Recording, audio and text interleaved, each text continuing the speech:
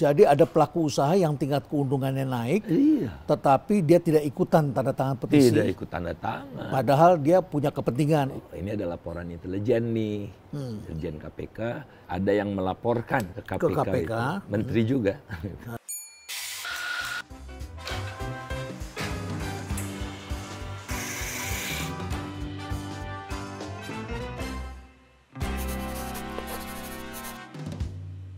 Bang Faisal Basri, selamat datang kembali di Cafe Breezy. Dengan senang hati. Ya, kita cukup lama pakai gedung baru karena tempat ini direnovasi. Dan Bang Faisal kesempatan pertama menggunakan Cafe Breezy edisi baru. Dan suasananya adalah baru saja kita mendengarkan nota APBN tahun 2025. Sudah keluar dan tentu ada hal-hal yang menarik. Tentu saja terkait dengan pertumbuhan ekonomi, kelihatannya biasa-biasa saja, sama saja. Tapi kemudian ada hutang, ada lain-lain. Apa yang Bang Faisal lihat? Kalau disimpulkan barangkali cukup konservatif ketimbang misalnya rumor pertumbuhan 8%, 8%, gitu. Tapi di APBN tahun depan itu asumsinya 5,2. Masih kurang lebih sama dengan sebelumnya. Ya. Tahun lalu juga 5,2, tapi kenyataannya barangkali cuma 5. Kemudian sekarang rupiah menguatkan 15.500-an gitu. Ya, sudah di bawah 16.000. Tapi asumsi APBN 2025 itu 16.100. Jadi tampaknya pemerintah sendiri tidak terlalu confident mempertahankan yang sekarang. Ya karena utang rupiah yang menguat ini lebih disebabkan karena utang dikeluarkan global sukuk. Ya masuk otomatis uang, kan. Habis itu ya melandai lagi rupiahnya melemah lagi karena akun kita udah defisit transaksi barang dan jasa, ekspor impor. Jadi kita impor lebih banyak daripada ekspor. Barang dan jasa, ya. Bang Faisal, di tengah-tengah seperti itu kemudian ada reshuffle kabinet sebelum waktunya. Apa yang Bang Faisal lihat? Ya ini kan cerminan bahwa pemerintahan sekarang dan akan datang itu ya serupa. Jadi ya ini kabinet Jokowi, ya kabinet Prabowo juga kan. Misalnya di Wamen Keuangan sebelumnya sudah dipasang di sana. Kemudian Jaksa Agung juga dari Pak Prabowo itu. Dari Pak Jokowi barangkali cuma Bahlil saja. Yang lain Pak Prabowo semua. Jadi calon tim Pak Prabowo yang mungkin istilahnya bukan reshuffle barangkali ya, tapi percepatan posisi gitu. Jadi langsung nanti pas Oktober, diharapkan seperti itu kelihatannya. Ada hal yang menarik Bang Faisal. Ada bom yang Bang Faisal sampai dalam beberapa podcast disebutkan ada 2 orang masuk dalam radar KPK, Erlangga dan Bobi. Itu bagaimana ceritanya? Sebetulnya lebih, tapi saya tidak ingat namanya siapa, tapi jenderal. Ada lagi? Jenderal dari Makassar, mungkin bekas Pangdam. Jadi saya kan lapor ke KPK, ini ada penyelundupan nikel, biji nikel. 2020 kan kita sudah dilarang ekspor, tapi saya lihat dari statistik Bea Cukai China 2020 sampai tahun lalu, sekarang juga saya rasa masih jalan. Tahun lalu masih jalan, itu totalnya 5,6 juta ton biji nikel diimpor China dari Indonesia. Saya sampaikan kepada pemerintah itu, oh itu bukan katanya, itu biji besi. Ya saya kan tidak begitu saja percaya. Saya telusuri ke sumber-sumber saya, ternyata memang ada biji nikel dari Kalimantan Utara, tapi izinnya biji besi. Ya. Jadi sebetulnya biji nikel saya lebih dari Kalimantan Utara. Dari Kalimantan Utara, memang eselon 1 yang saya nggak usah saya sebut namanya lah ya. Eselon 1 yang cerita ke saya itu dari Kalimantan Utara, dia bilang. Nah dulu kan saya tidak, sampai sekarang kan tidak terbaca tuh radar biji nikel di Kalimantan Utara kan, sebagian besar atau hampir semua dari Sulawesi kan? Dan Maluku sebagian. Ya. Sulawesi, sekarang belakangan ini Maluku, Papua juga sebetulnya ada. Cukup besar gitu. Tapi waktu saya lapor KPK itu baru 5,3, baru sampai 2022. Ya, masih kecil. 2023 kan baru keluar datanya, tambah 300.000 jadi 5,6 lah. Totalnya 5,6. Nah, saya beberapa kali diundang KPK, nah pertemuan terakhir itu mereka sampaikan kepada saya ada laporan ini, dibacakan kepada saya dari laptop mereka itu, saya tidak lihat ya. Tapi mudah-mudahan ingatan saya masih utuh itu. Ini ada laporan intelijen nih, intelijen KPK. Nggak bisa semua saya ceritakan ya, tapi ada yang melaporkan ke KPK. Itu. Menteri juga. Oh, menteri juga melaporkan. Sesama menteri. Sama menteri, menteri senior lah. Ya. Dia melaporkan, nama-namanya disebutkan, tapi yang saya ingat itu Erlangga Hartarto dan Bobi Nasution. Dan itu nama Bobi muncul di sidang Bupati Gubernur Maluku Utara. Ya. Udah lama, 3 tahun yang lalu. Oh, 3 tahun yang lalu Bang Faisal sebut. Kenapa tahun ini disebutkan lagi? Ditanya. Lalu ditanya kan mungkin ada di salah satu podcast mereka tanya terus dan diupdate kan datanya 5,3 masih 5,6 gitu. Tapi yang saya sayangkan itu kalau ngobrol dengan pihak pemerintah ya berkilah gitu. Dan ini yang kita harapkan ya itu di biji nikel ya, makanya itu kan risiko dari larang melarang. Ya, padahal di satu pihak pemerintah sedang mengupayakan agar masyarakat bisa melihat adanya kerusakan alam di Pulau Bangka. Ya. Timah itu unik. Jadi misalnya Malaysia itu ekspornya lebih besar dari produksi. Malaysia ekspornya lebih besar dari kemampuan dia, dari potensinya dia. Produksinya dia. Data produksinya lebih rendah dari ekspor. Pertanyaannya dari mana sumbernya? Dari mana ya, dari Indonesia. Dari sebelah. Ya. Kalau tidak ya itu kan banyak. Kalau itu ilegalnya itu biasanya rakyat pakai tongkang gitu kecil-kecil. Kalau ini kan volume besar, bukan rakyat ini. Ini kan tidak terjadi seketika besar. Biasanya dari kecil. Berarti ada hal yang diabaikan dari kecil dan kemudian menjadi besar. Baru kemudian kita tahu setelah besar. Pada waktu kecil pun kita tidak bisa memantau. Awalnya besar justru. Tahun 2020 itu kalau saya tidak salah 1,3 juta ton. Oh, sudah 1,3 juta ton. Apakilah eselon 1 yang harus diskusi mengawasi dengan saya itu, itu transisi Bang katanya. Dari dilarang, dari dibolehkan, dilarang. Kan udah ada yang bulan Desember tinggal pengapalan tiba-tiba keluar. Kita nggak punya pretensi apa-apa. Yeah. Kita cuma menyampaikan. Saya kan riset udah biasa gitu, ya mengulik apa yang masih meragukan, kita ulik lagi sampai dalam ketemu. Ya, harusnya data itu back to back ya. Jadi kalau di sini dikirim nilainya 1 juta, di negara lain juga pas yang masuk 1 juta yang terima. Ya. Ini di sana terimanya 5 juta, di sini mengakunya kirimnya cuma 1 juta. Berarti ada yang bermain di tengah-tengah di sini sehingga yang nggak membayar apa kewajibannya kan. Ya, ilegal. Pemerintah daerahnya juga dirugikan kan, ada bagi hasil tambang itu kan dengan daerah gitu. Ya, baik Bang Faisal. Ada juga kesan lain bahwa beberapa kebijakan pemerintah kita belakangan ini terkesan terburu-buru. Ya, sebut saja misalnya keributan soal bea masuk anti dumping. Tiba-tiba diributkan. Masyarakat tadinya mikir tekstil, PHK adalah tekstil. Tiba-tiba keluar kebijakan yang cepat itu adalah ubin keramik. Wah, saya juga sempat dihubungi oleh beberapa arsitek, para pemborong. Mereka bilang, Indonesia nggak punya ini. Tiba-tiba mau dikenakan BMAD 200%. Bisa mati kami Pak, seperti itu. 100-200%. Apa yang Bang Faisal lihat kebijakan terburu-buru ini? Di banyak hal ya. Ada kesan kerja setoran sebelum Oktober gitu. Dan ini ada para menteri yang terlibat gitu. Misalnya untuk kasus keramik ini. Tapi cara-caranya tidak elok gitu. Memaksakan ini harus segini begitu. Kan tadinya KADI sudah menginvestigasi. Ya, KADI adalah Komite Anti Dumping Indonesia di bawah Kementerian Perdagangan. Dia sudah melakukan kajian, nah keluarlah angka dia masuknya di bawah 40 gitu. Usulan awalnya.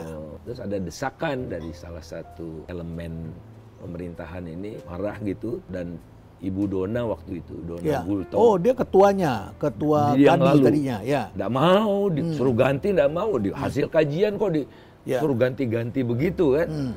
Nggak mau, dipecat. Ya, diganti dia tiba-tiba, cepat sekali. Ya. 2 minggu kemudian keluar kajiannya. Ya, sudah berubah dari angkanya. 100 sampai 200 itu. 100 sampai 200. Itu sangat suspicious ya, sangat mencurigakan ya. Itu kalau istilah ekonomi internasional, itu predatory dumping. Jadi ya predatory tariff gitu. Ya. Sedemikian rupa yang ada yang mau ngimpor lah gitu kan. Berarti negara juga harus bisa dirugikan dong. Karena pendapatan tarifnya tadinya ada menjadi bisa hilang karena nggak impor. Itu mungkin tidak jadi agen utama ya. Ya. Karena apa? Karena akibat kelangkaan hilang dari pasokan impor, produsen dalam negerinya kan bisa naikkan harga 2-3 kali lipat. Ya. Sangat menikmati. Ketua ASAKI yang asosiasi produsen keramik tidak akan naikkan harga. Bagaimana tidak akan naikkan harga? Pasokannya turun separuh, ya harga turun, supply demand kan. Jadi ini pembodohan publik yang luar biasa. Luar biasa. Dia bilang aturannya sudah berubah, tidak ada yang berubah di WTO gitu. Kemudian ada yang bangkrut. Lo bangkrut karena apa? Karena COVID. Karena COVID. Persaingan internal. Harga gas. Dan yang dipermasalahkan ini kan porselen. Porselen. Nah, sebagian besar produksi Indonesia itu keramik merah. Keramik merah dibuat dari tanah liat, tanah lempu. Ini yang kami pakai tanah merah ini di Tapi sini, persaingan di antara mereka kan ada mungkin puluhan, 30-an gitu produsennya. Ya bersaing satu sama lain, ya ada yang mati, disalahkan impor kandanya dumping, mengganggu pasar yang produksi lokal milik rakyat. Padahal persaingan di antara mereka yang porselen ini ada dalam negeri itu, tapi nggak besar cuma lah. 8 juta meter persegi ya. Kebutuhannya kira-kira 15 gitu. Nah kan 7 impor. Kan karena kurang kita mengimpor. Karena kurang, kan? Mau tidak mau harus impor. Mau tidak mau harus impor, dan harganya pun tidak sampai 2 kali lipat yang namanya porselen itu. 70 sampai 70% gitu dari harga. Sudah lebih mahal masih dianggap itu dumping. Iya. Dan anehnya aturan main di dunia internasional kan ada. Nah, KADI itu pakai aturan mainnya, pakai hitung-hitungannya, analisisnya segala. Masa dalam jangka pendek dengan metode yang sama keluar angka yang dari 30-an gitu menjadi 100 sampai 200. Sekarang berubah lagi jadi 40-an, 50. Ini kan artinya main-main, ini bahaya sekali. Ini yang Bang Faisal sebutkan dalam salah satu podcast, KADI ini seperti pesilat mabuk, begitu ya? Setelah diganti gitu, bisa berubah-berubah begini, begitu ya. Nah, ini preseden. Kita ingat zaman Orde Baru dulu tuh ya, kita krisis itu antara lain karena praktek-praktek ini banyak sekali dulu. Misalnya, saya pernah di somasi itu, waktu saya mengkritik Chandra Asri, itu biaya masuknya tinggi sekali. Zaman Orde Baru ini? Zaman Orde Baru. Zaman Orde Baru, ya. Itu di somasi. Kita setengah mati tuh untuk berbicara saat itu. Rente semua. Rente semua. Dari macam-macamnya gitu, biaya masuknya tinggi. Tapi dulu argumennya kan infant industry argument. Industri bayi. Industri bayi, jadi kita perlu jaga supaya dia tumbuh. Betul. Sampai dewasa. Nah, sementara porselen ini kan terlambat. Di dunia ini hampir tidak ada lagi yang produksi keramik merah. Keramik merah. Even Bangladesh itu udah mengarah ke porselen. Nah, di Indonesia transformasinya terlambat. Masih mengandalkan, mungkin karena daya beli masyarakat daya juga beli, untuk rumah rakyat. Ya tentu saja pas dia switch ke porselen, ya dia tidak tiba-tiba untung besar kan. Mulai dulu coba-coba beli mesin, kapasitasnya mahal, nah pengen untung cepet gitu. Dorong pemerintah untuk kenakan biaya masuk anti dumping. Importnya naik, di sini bisa ikut naikin harga. Betul. Kalau naiknya 200%, di sini kan bisa naikkan 100%, masih lebih murah. Wah, itu persaingan yang tidak elok lah, melindungi itu bukan dengan cara begitu. Kemudian yang bangkrut katanya ada 6 itu, mungkin karena COVID juga. Karena kalau kita lihat ya di WTO ada kan, oleh WTO diumumkan. Jadi ada dokumennya, dipakai kayak indeks gitu. Itu indeksnya itu 2021, 2022, 2023. Tentu saja waktu COVID bless kan, turun kan permintaan. Recovery ya naik gitu. Lagi-lagi disalahkan, itu penetrasi impornya kencang. Ya ada era COVID sama sekali di analisis itu tidak ada, fenomena COVID itu tidak ada. Oh, diabaikan. Diabaikan. Juga kan terjadi penurunan daya beli yang tadi kita bicarakan. Ya. Jadi ada kesan bahwa itu ada dorongan dari segelintir pelaku usaha yang ingin mendapatkan keuntungan lebih besar secara perlahan-lahan dan kemudian mendompleng kebijakan negara. Iya.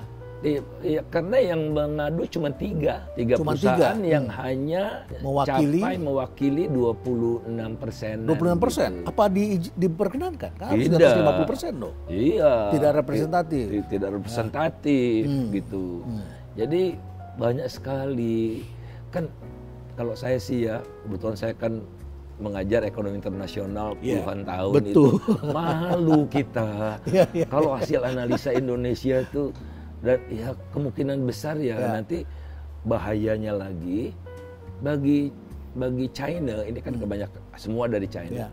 Bagi China itu Indonesia itu tidak penting dalam ekspor impor ya. Nomor 9, nomor 12. Ya, tapi Indonesia penting, bahan nomor baku banyak dari sana. Impor dari China, nomor 1 ekspor ke China. Jadi kalau mereka melakukan retaliasi atau pembalasan gitu, yang dirugikan akan banyak sekali sektor-sektor lain. Sawit kena, batu bara kena, nikel kena, kertas kena. Betul. Wah, segala macam itu. Jadi risikonya terlalu besar. Dan itu dia tadi di masa injury time ini kan, kalau boleh dikatakan injury time gitu. Jadi tolonglah jangan sampai. Presiden sedang memperhatikan bagaimana bisa ada transisi yang damai, partai politik sedang sibuk dengan pilkada, rakyat sedang disuguhkan upacara 17 Agustus, IKN baru muncul, kemudian injury time ini muncul seperti itu. Nah, saya bicara gitu dengan para pelaku itu, kesulitan industri keramik itu, sebagian besar mereka mengatakan pasokan gasnya. Gas ya. Jadi gas untuk keramik itu disubsidi oleh pemerintah. Jadi diberikan $6 saja. Harga gas 13, keramik ini bayar 6. Tapi ditahan. Pasokannya terbatas yang subsidi ditahan, ini. Sehingga banyak yang tidak dapat, dan kalau dapat pun tidak semua yang dibutuhkan. Faktornya COVID, mungkin gas pasokannya tidak lancar, macam-macam lagi banyak kan. Sektor konstruksi juga PPN juga naik PPN naik. Jadi idealnya ya mungkin tugas pemerintah yang akan datang tuh diperkuat itu analis-analis di KADI itu. Jangan dibiarkan para avonturir ini masuk ke sana. Jadi kalau misalnya saya punya data nih Bung Renald, data dari 2010 sampai 2023. Nah, jadi saya lihat-lihat nih, pakai yang tahun ini, saya kan nggak boleh, supaya menjustifikasi gitu kan. Dan itu pun dari analisisnya, tingkat keuntungan naik tuh ternyata itu. Jadi ada pelaku usaha yang tingkat keuntungannya naik, tetapi dia tidak ikutan tanda tangan petisi. Tidak ikut tanda tangan. Padahal dia punya kepentingan untuk naikin harga. Dia produksi keramik merah juga, dia produksi porselin juga. Jadi ada yang ya istilah ekonominya penunggang percuma, free rider gitu. Free rider itu. Yang biasa itu. Tapi kan ya jangan terlalu sloppy gitu terlalu apa itu. Ini pembohongan yang besar yang hanya bisa dibaca oleh para ekonom, kita yang mengerti terhadap ini. Gampang diceknya gitu, bukan sesuatu yang sulit. Saya tidak punya data-data di nasional, kan agak lebih susah ya. Dan kalau ada tidak friendly. Kalau saya dapatkan data dari ITC, International Trade Center, waduh enak sekali, 20 tahun bisa saya dapatkan. Artinya Indonesia bisa ditertawakan dunia kalau membiarkan ini. Dulu ingat nggak Bung Renald, kita diadukan Mopnas itu. Mopnas Dulu masih Prof. Wahyu di Prakarsa masih ada. Faisal, kamu jangan nekat katanya. Saya bilang, ayo taruhan potong tangan, kita pasti kalah. Ya kalah lah. Karena WTO kan ahli-ahli perdagangan internasional, ahli macam-macam. Ketika kita memberikan kesempatan pada mobil Korea, Kia, untuk membuat namanya Timor di sini. Kita akui sebagai mobil nasional. Dan kemudian kita di zoo oleh negara-negara produsen otomotif di WTO diadili kita. Itu kira-kira agak mirip gitu. Karena dulu Timor itu bebas PPNBM dan biaya masuk. Wah, Sehingga iya, harga iya. Timor waktu itu kalau saya tidak salah tuh 40 juta. Ya. Sementara yang setara dengan itu 80 sampai 100 juta. Ya. Nah ini juga mirip seperti itu. Ya, unfair competition. Iya. Dan itu masih ada pilihan ya Timor. Ya orang kalau nggak mau ya masih ada pilihan. Kalau ini nanti nggak ada pilihan. Ya kan prohibitif tarif kan. Karena tarifnya sedemikian tinggi ya nggak mungkin kita mengimpor. Jadi kita harus beli yang mahal Harus itu. beli yang mahal. Nah, yang efek itu luas ke perdagangan, transportasi, pergudangan, Ya. ke retail, distributor, Kontraktor, itu ratusan ribu, mungkin arsitek, jutaan, ya. betul. Dan akhirnya rumah jadi mahal. Gimana kita mengendalikan inflasi itu, gitu Ya. kalau begitu. Jadi ini adalah satu hal yang mencengangkan memang. Jadi yang dilaporkan dalam KADI itu hanya representing 26%. 6%. Ya. Dan Asahi ini pengurusnya ini profesional atau juga pelaku Ya usaha? owner, pelaku. Oh, owner juga. Owner. Tapi perusahaannya dia ikut nggak di situ tanda tangan? Ikut. Ikut tanda tangan di situ. Atas nama Asahi karena ya ketua Asahinya punya perusahaan juga. Punya yang perusahaan juga. Jadi dan kemudian menggunakan tangan sejumlah menteri atau sejumlah pejabat untuk kemudian mendesak Ya. pemerintah agar menerapkan biaya masuk Ya, anti dumping yang itu. paling nyata itu Muldoko lah. Ya. Sebenarnya ada semacam memo begitulah untuk menteri-menteri yang terlibat misalkan untuk cepat. Itu cepat. Dalam injury time ini. Ya. Nah, sekarang ada di tangan Menteri Keuangan. Ya. Nah, harapan saya ya janganlah di masa akhir ini justru yang memori yang ditinggalkan itu yang jelek. Ya. Tutuplah dengan manis gitu, tidak ada yang macam-macam, ya kita tinggal berharap karena yang supporter utamanya Menteri Perdagangan ini. Kita tahulah Menteri Perdagangan bagaimana perindustrian harusnya di tengah dia kan. Ya dia ingin menciptakan industri yang sehat dong gitu kan. Kemudian Kementerian Menko Perekonomian lebih eselon 1 ya. Kan menterinya tidak terlibat lah. Ini kan rapat-rapatnya itu eselon 1. Rapat interdep ada semacam rapat pleno.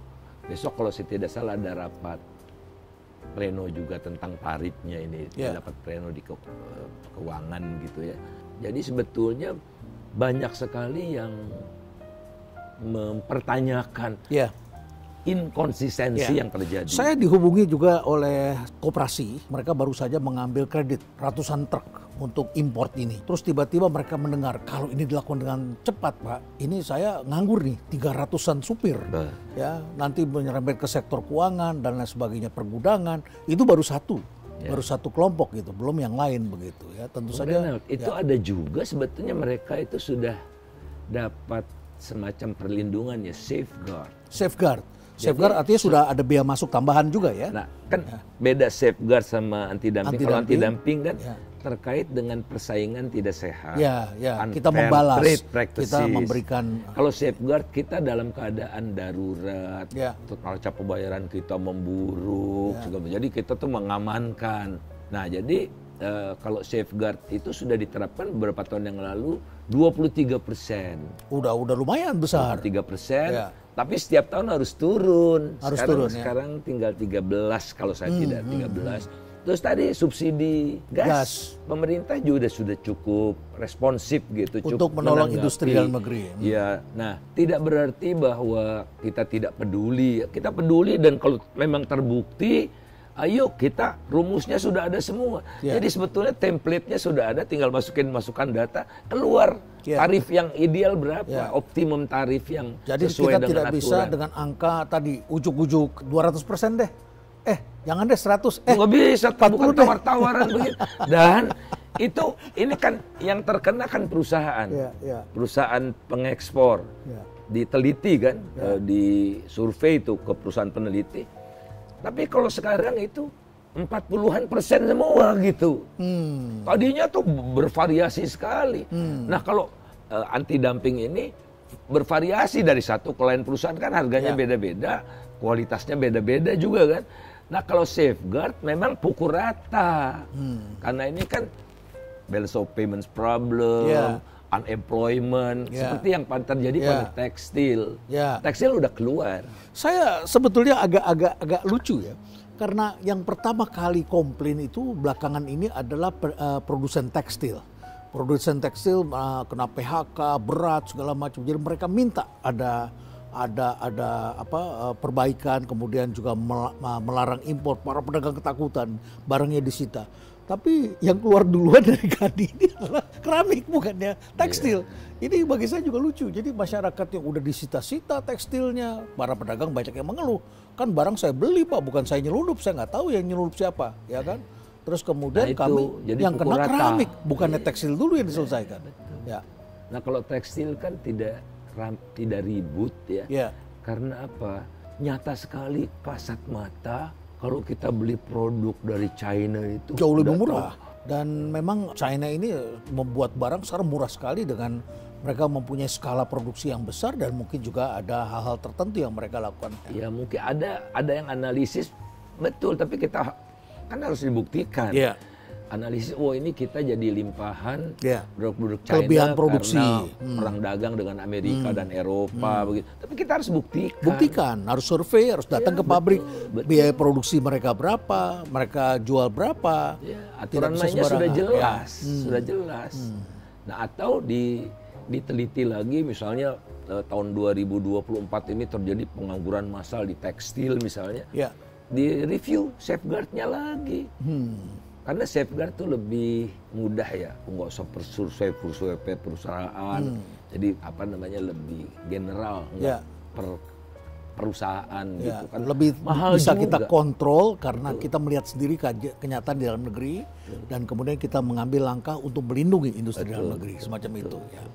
Jadi ini rupanya yang dimaksud seperti pesilat mabuk begitu ya, naikin harganya.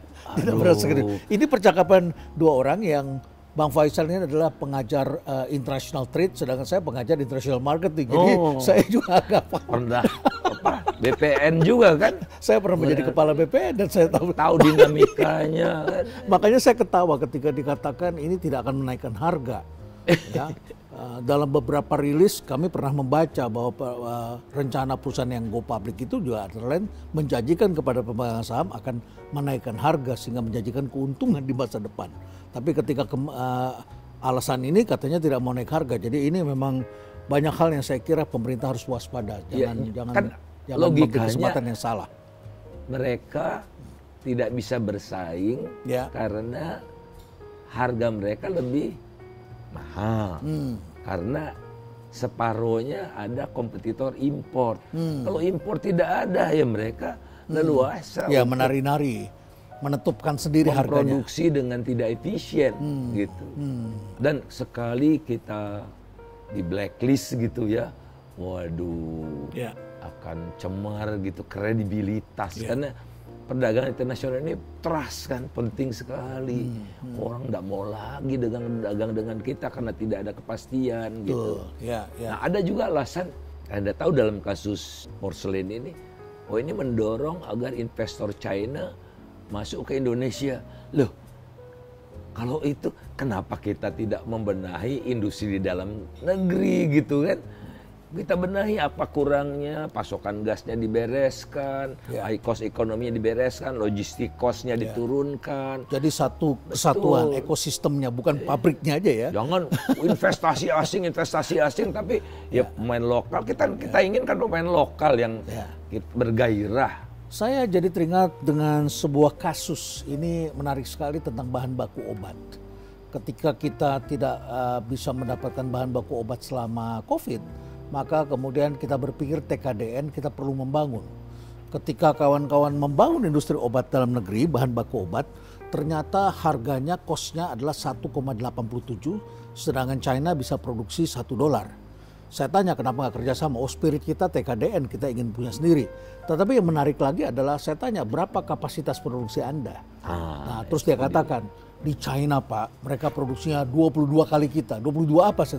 22.000 kali dari kita size-nya. sedangkan kita bikin iseng-iseng, kecil-kecilan, sehingga kemudian tetap saja tidak bisa bersaing. Jadi memang harus didasarkan kajian seberapa besar, seberapa strategis, bagaimana kita bukan membangun. dengan mau blokade kan, tapi skala kita masih rendah. Kasih waktu kesempatan berapa 5 tahun, jangan terlalu lama nanti udah balita masih menyusui, kan nggak benar gitu. Bisa dihitung kan. Nah, gunakanlah insentif, jangan hukuman. Insentifnya apa? Oh, kalau dia memproduksi bahan baku obat di Indonesia dapat tax holiday gitu kan. Seperti itu kan, industrialisasi. Kita nggak ada sih. Kita nggak berpikir industri, ya. Kita berpikirnya pabrik ini. Ya, satu-satu datangnya cari target. Targetnya mendatangkan investor senilai sekian. Tidak berpikirkan satu kesatuan sehingga tidak efisien. Faktanya kan tidak ada yang praktis, tidak ada yang datang ke manufaktur. Akhirnya family business jadinya yang masuk. Jadi nggak jelas. Bang Faisal, ada hal yang lain yang menarik ya. Tadi Anda sebutkan bahwa bagi China Indonesia tidak penting, tapi bagi kita China itu penting. Dari segi perdagangan. Dari segi perdagangan ya. Nah, kemudian menarik sekali ini yang bersurat dari China itu memang bukan pemerintah China. Yang bersurat itu adalah itu dari CCCMC. Itu semacam kamar dagangnya China, jadi kumpulan para pelaku usaha yang bersurat dan kemudian ditembuskan kepada 6 kementerian kalau tidak salah di Indonesia.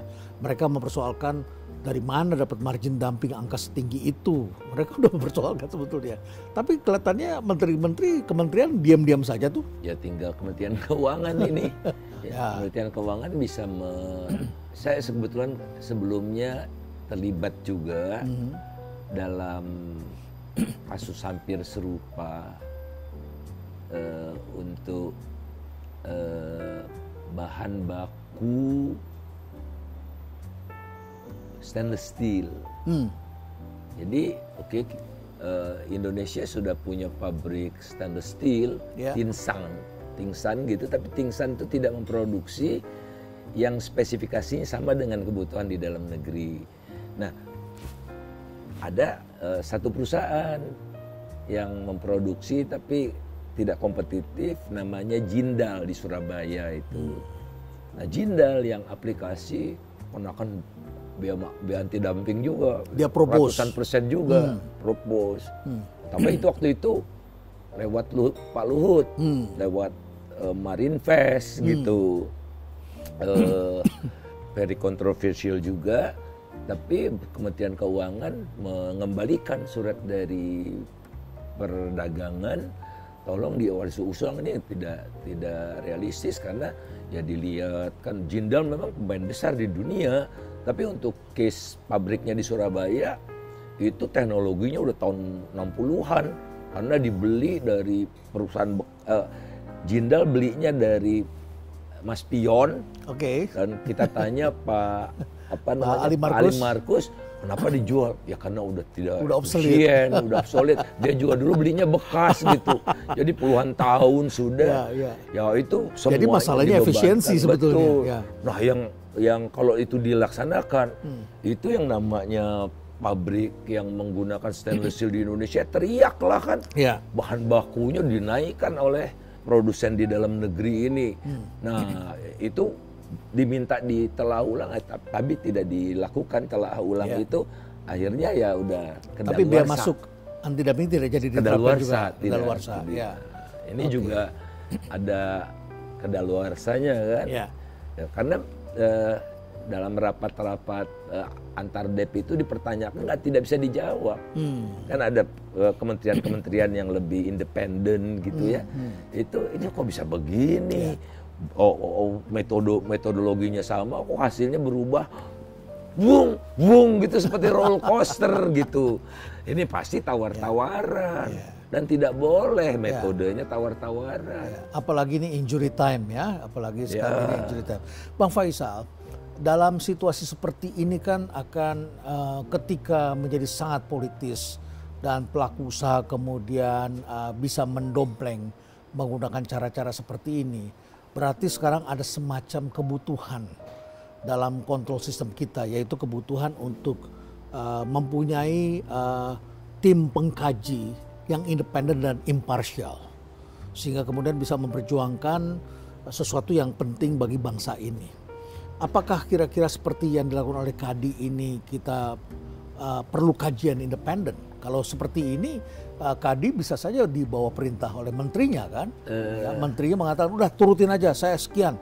Kemudian yang terjadi orang membuat adalah kajian itu adalah pembenaran, bukan kebenaran.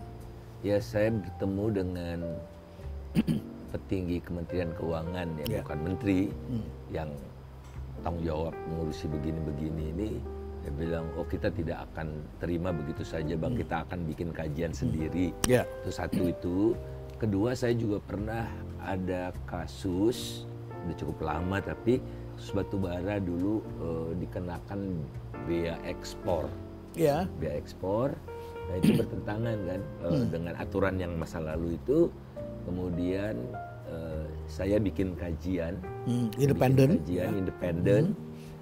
diserahkan ke Kementerian Keuangan, ke Menteri Keuangan.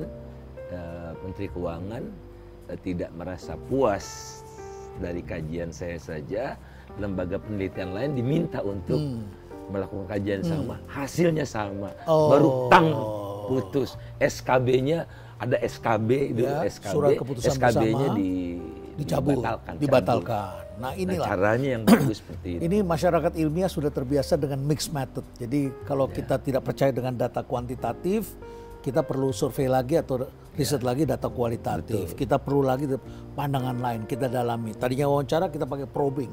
Jadi kita perlu data lagi yang lebih ini untuk mengambil keputusan.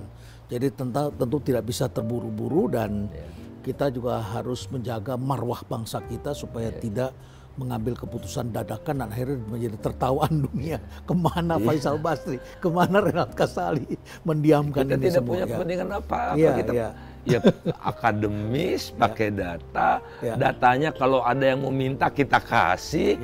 Mereka hitung dengan data yang sama, ya hasilnya sama. Karena kita tidak manipulatif. Gitu.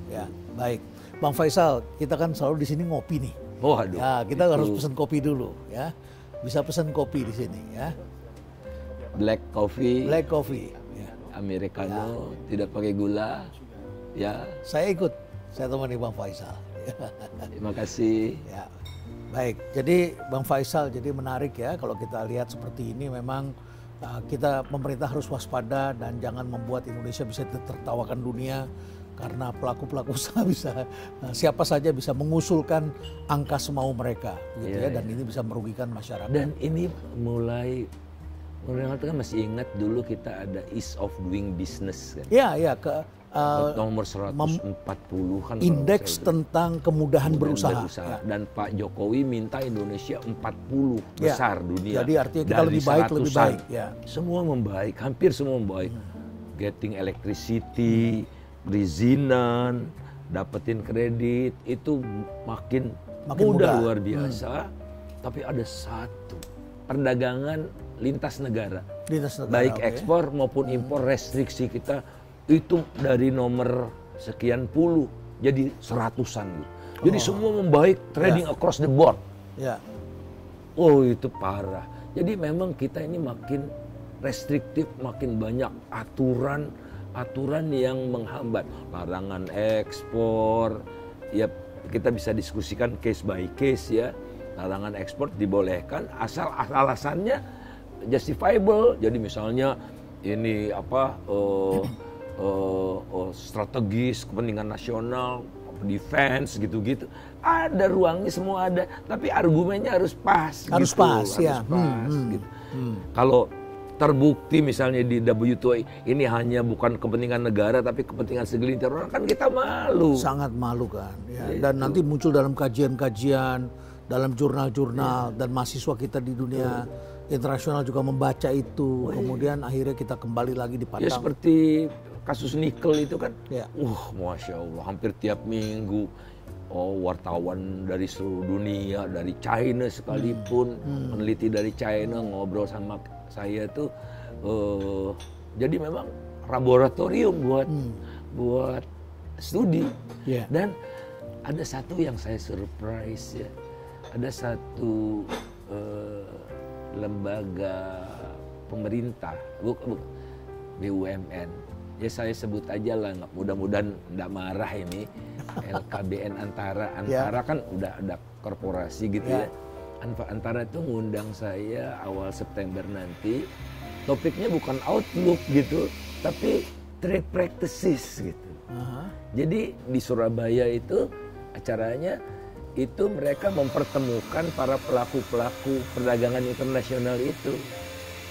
Nah, jadi sudah jadi concern ini, restrictions ini, dan menciptakan ketidakpastian.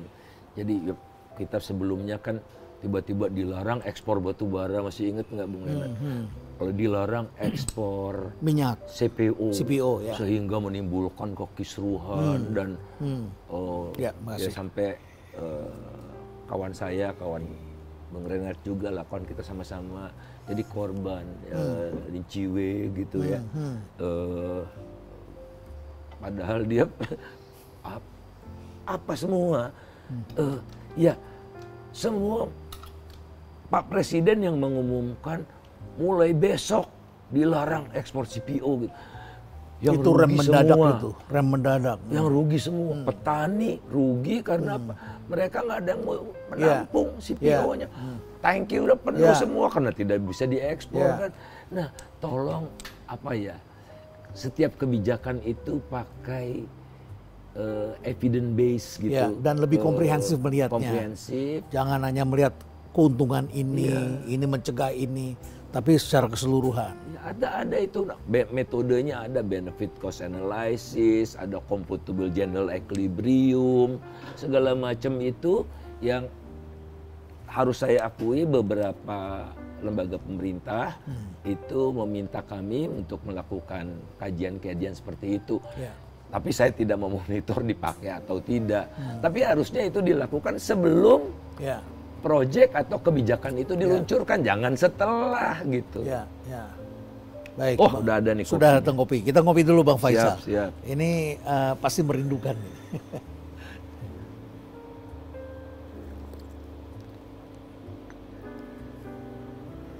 Baik Bang Faisal, sebelum kita tutup, tentu kita mengharapkan agar pemerintah sadar betul bahwa segala sesuatu yang terburu-buru ini bisa menimbulkan kerugian, dampak yang besar, apalagi kalau terburu-buru ada pihak yang selalu nyodok di belakang begitu. Ini cepat putusin, nggak usah dikaji lagi. Ya, ini setuju, ini setuju, ini setuju. Padahal di belakangnya ada satu orang yang menikmati keuntungan. Dan tentu kita harapkan pemerintah tidak gegabah, karena semuanya ini adalah demi kepentingan bangsa dan masyarakat kita yang ada yang satu punya usaha, yang satu punya pabrik, yang satu punya perdagangan, yang satu punya truk, yang satu punya warung, yang satu punya konstruksi. Terkait semua satu sama lain terkait. Jadi kita harapkan para pelaku usaha ini juga menahan diri ya, untuk tidak menggunakan tangan-tangan pemerintah untuk kepentingan mereka begitu. Ya, dan ayo kita restrukturisasi industri. Mereka mau transform dari keramik merah ke porselen atau ke granit kemana. Ayo kita dorong. Apa masalahnya kita selesaikan gitu. Jangan di ujung-ujungnya proteksi yang berlebihan. Dan ini kembali lagi ke zaman sebelumnya, di mana kita selalu menggunakan tangan-tangan pejabat untuk kepentingan masing-masing. Ya, baik Bang Faisal. Kemudian juga kita lihat tekstil juga perlu segera dibenahi, bukan semata-mata hanya keramik, kemudian juga industri-industri lain tentunya ya. Harus melihat secara komprehensif semuanya.